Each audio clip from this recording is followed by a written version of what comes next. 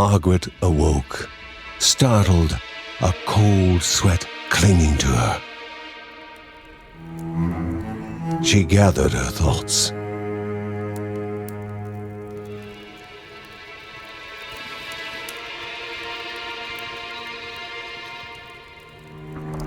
Aged wood creaked, echoing through the quiet rooms.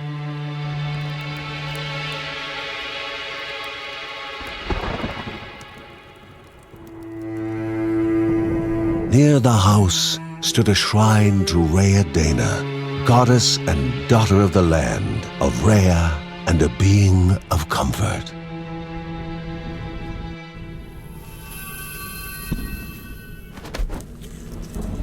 Margaret sought answers. But the goddess did not speak. There was only the faint whisper of something dark, something hungry.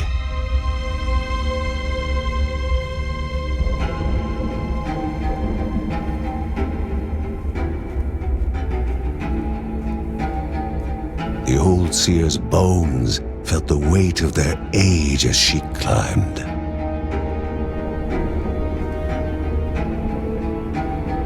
The only thought on her mind, has it begun again?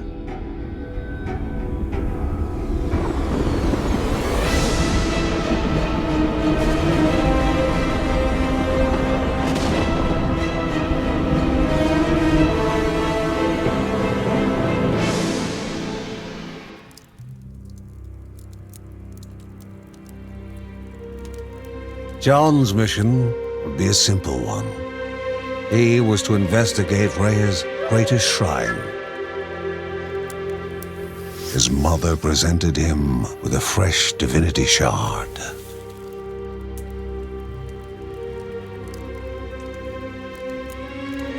From his brother came a newly sharpened sword.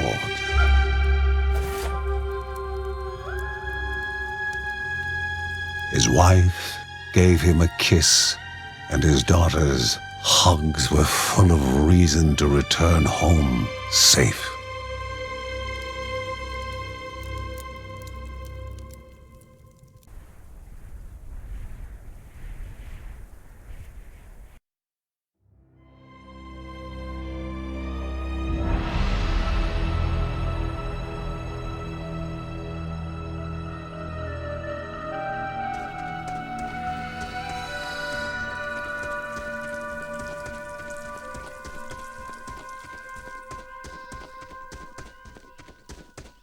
Rhea, a land long forgotten, a place of unimaginable beauty.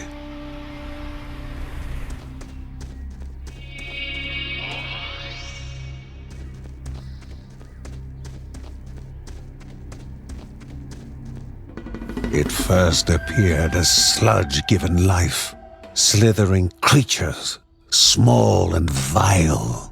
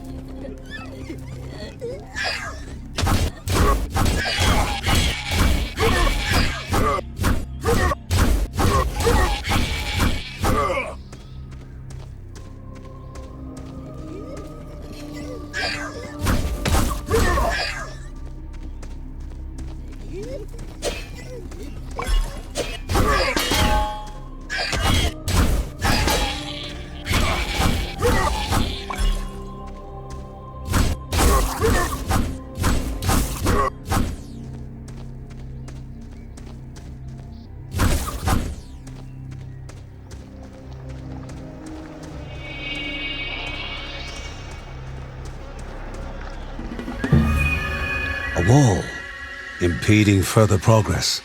A battle was certain.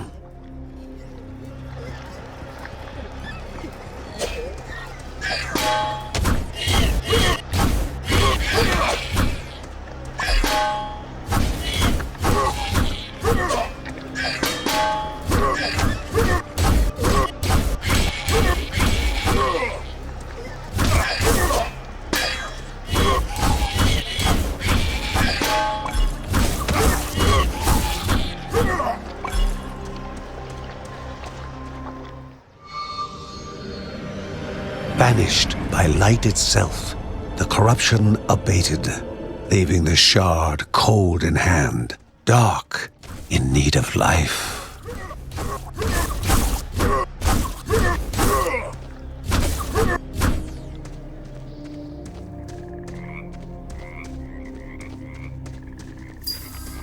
The shard grew warm, humming softly from the harnessed energy.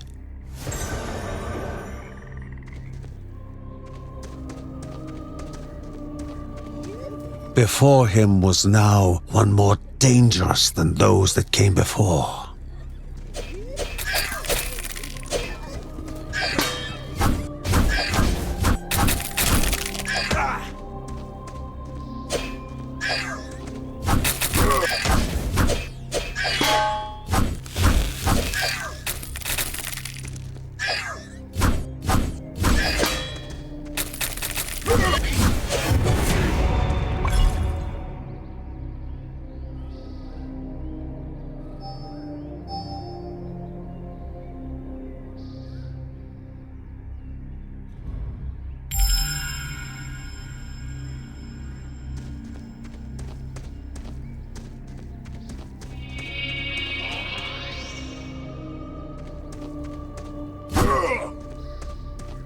Goblins, a familiar threat, albeit farther out than usual.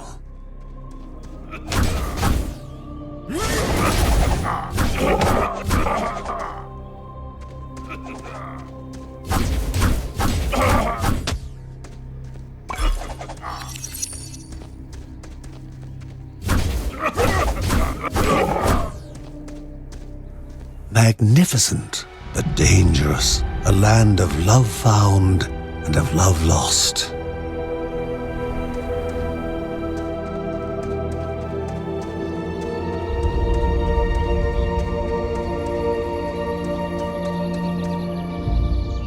Before him was sacred ground, left untouched in days gone by. Remaining calm and collected, the shock of his heart-skipping beats was concealed in expert fashion. Before him stood Linda, his eldest daughter, with bow and quiver at the ready, determined to do her part.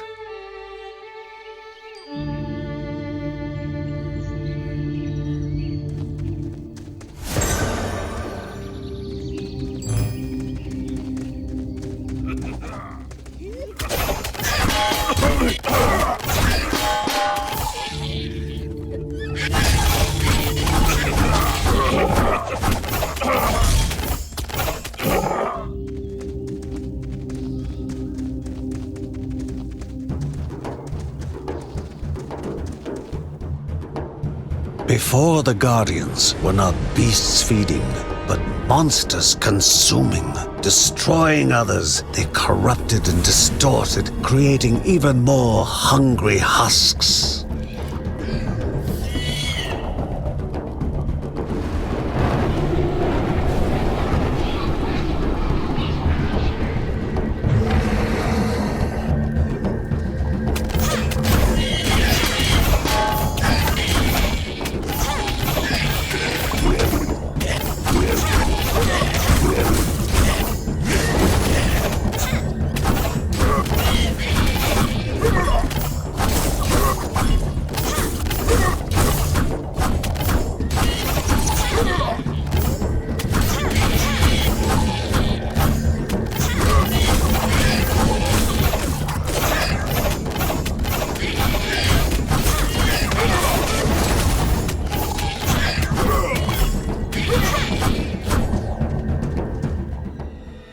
Both father and daughter gathered their thoughts, their hearts heavier than before.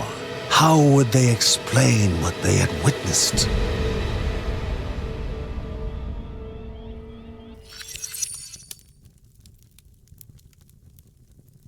The ancient tree had been cut down. Together, father and daughter described the horror, the creatures dripping with decay that slithered into bodies stuck between life and death to bolster their ranks. Grandma Margaret confirmed what they all feared. It was the corruption, a cruel entity spoken of only with hushed voices, an ocean of darkness that flowed from the top of Mount Morta. And the Bergsons' duty was to stand against this devouring deluge of death. Kevin was also eager to do his part in the family's fight, especially when his older brother Mark was off somewhere. He was as much a guardian of their mountain home as any of them. She stood. If they were to reach the summit and destroy this evil, as the Bergsons of old had done in the past, they would need the assistance of the sanctuary.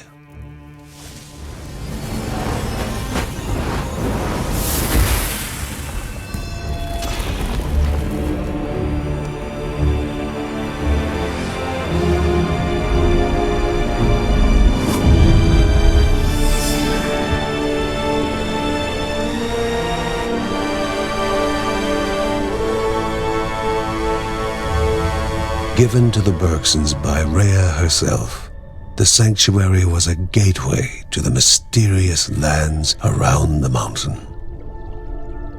Margaret pointed to the huge crystal at the center of the den, revealing their next task: to activate it and open the way to the source of the corruption. And once Rhea's 3 spirits are gathered on the grounds, the only gate to the top of Mount Morta will open in this chamber. By himself, or with the assistance of those who loved him, John needed to gather the 3 spirits from their lands. Without them, he would not be able to stem the flow of the corruption.